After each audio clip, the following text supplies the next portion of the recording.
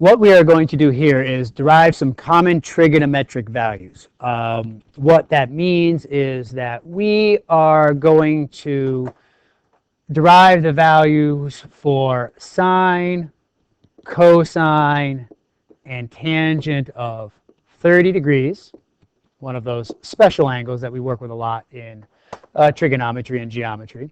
We are going to derive sine, cosine, and tangent of 45 degrees. And we are going to derive sine, cosine, and tangent of 60 degrees. In this particular video, we are going to focus on 30 degrees, and there will be follow-up videos for the others just so they don't get too long. In the whole scheme of things, when you're studying trigonometry, some of these are probably a little more important than the others, and I would say that all of the sines and cosines are kind of the heavy hitters that you might really want to work with, plus tangent of 45 degrees. Those are probably the ones that are the biggest and the heaviest hitters. We're going to derive all 9 throughout the series of videos, starting with 30 degrees. All right? So we're going to work with 30 degrees first. Now, a lot of this gets built off of our 30, 60, 90 triangle ratio that we would have learned in geometry class. So if I have a right triangle where this angle is 60 degrees and this angle is 30 degrees, we know that the ratio of side lengths is x for the shortest side across from the 30-degree angle, x root 3 for the other leg of the right triangle, and 2x for the hypotenuse. So if we want to find sine of 30 degrees, I know that the right triangle definition of 30 degrees of right triangle definition of the sine function is opposite over hypotenuse. Now, one way to do this would be to draw an actual 30, 60, 90 triangle and choose some side lengths. Like I might choose 4, 4 root 3, and 8, and go ahead and say, well, the length of the side opposite the 30-degree angle is 4, and the length of the hypotenuse is 8, and that reduces down to a half. And that works, and that shows that sine of 30 degrees is a half, and that's the truth. But to say that sine of 30 degrees is a half for this triangle right here, and then extrapolate out and say, well, that's true for all triangles, is kind of a big jump.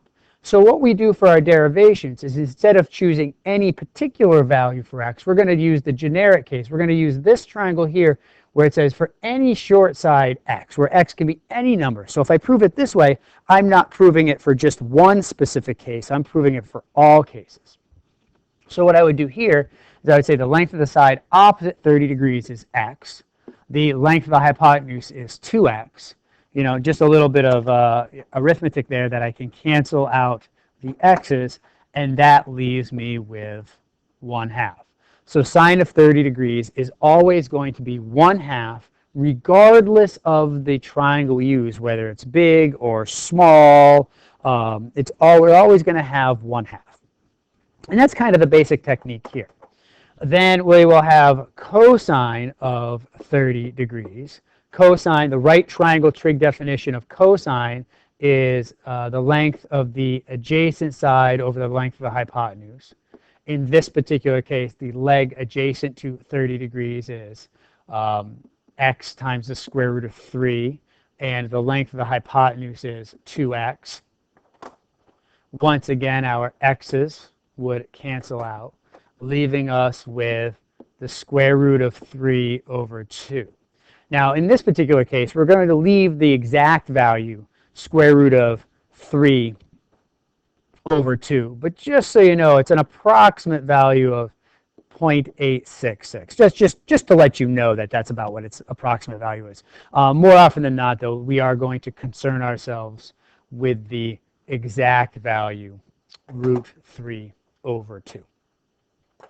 And we have one more trig function to deal with for 30 degrees, so that's going to be tangent of 30 degrees. The right triangle trigonometry definition of tangent is the length of the opposite side over the length of the hypotenuse. That is not right. It is over the length of the adjacent side. The length of the opposite side in this case is x.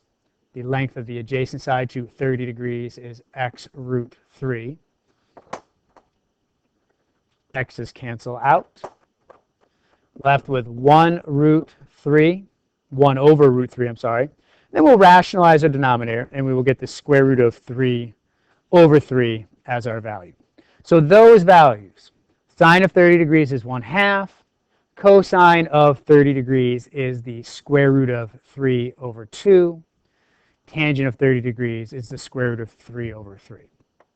So here we've derived the trig function values of 30 degrees.